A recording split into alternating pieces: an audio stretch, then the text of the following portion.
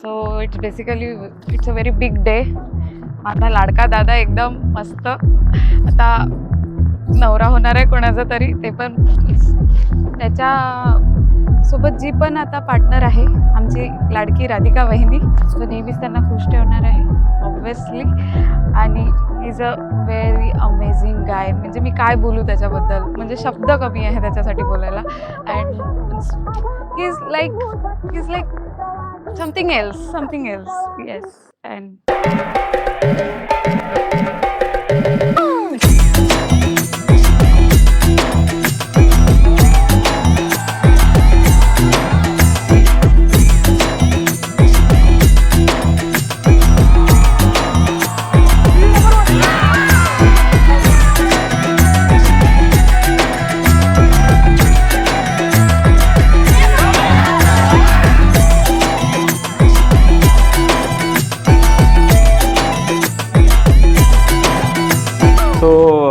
We started with Marathi ritual called Gondhal. आणि मग मेहंदी झाली. मेहंदीमध्ये मी खूप छान मेहंदी काढली राधिकाच्या नावाची.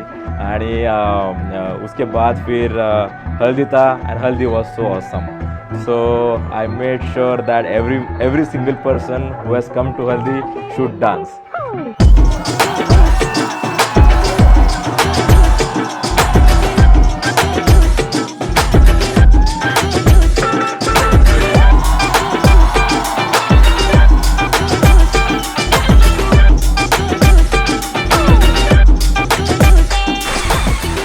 बहुत एंजॉय किया हल्दी में, तो कड़क एकदम मस्त. बहुत एंजॉय किया हल्दी.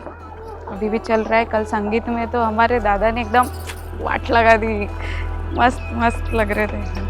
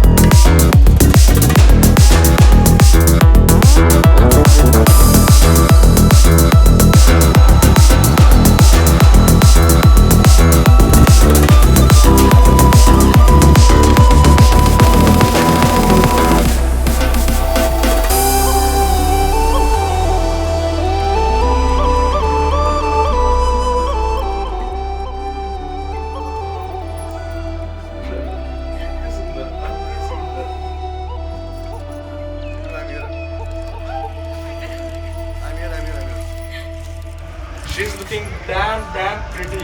The prettiest one I have seen so far. Wow. So it's a very interesting story actually.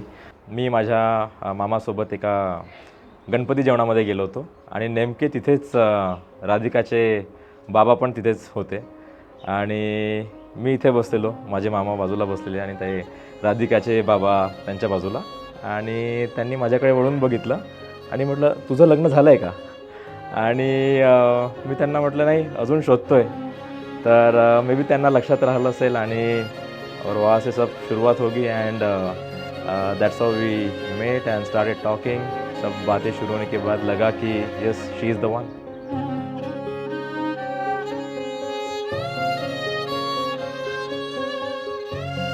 So मी बँगलोरला गेली माझ्या जॉबसाठी. अँड देन मला भेटायचं होतं पण माझं नाही झालं 2 आठवडे यायला. सो मी परत आली on maybe I think 20th. And then आम्ही डिसाईड केलं की आम्हाला भेटायचं आहे. Our intention was to just know each other.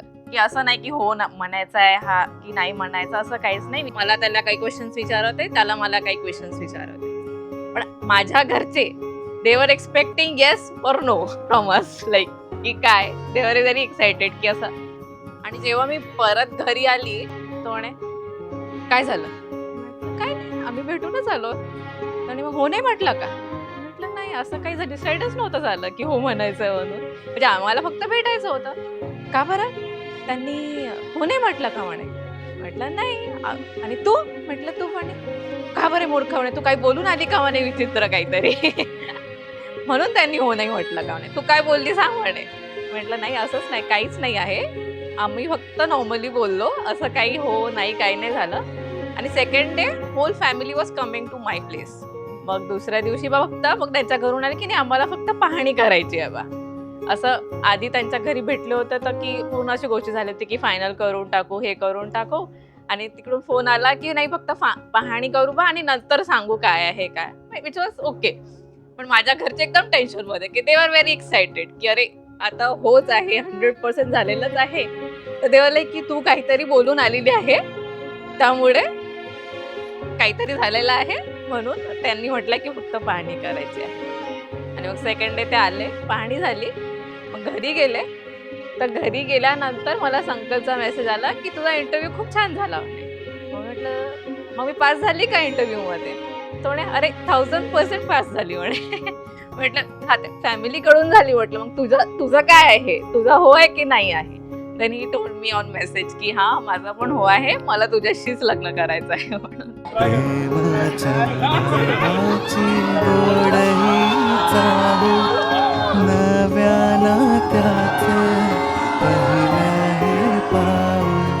प्रेमाच्या नावाची गोडही चालू, नव्या नात्याचं पहिलं हे पाऊल.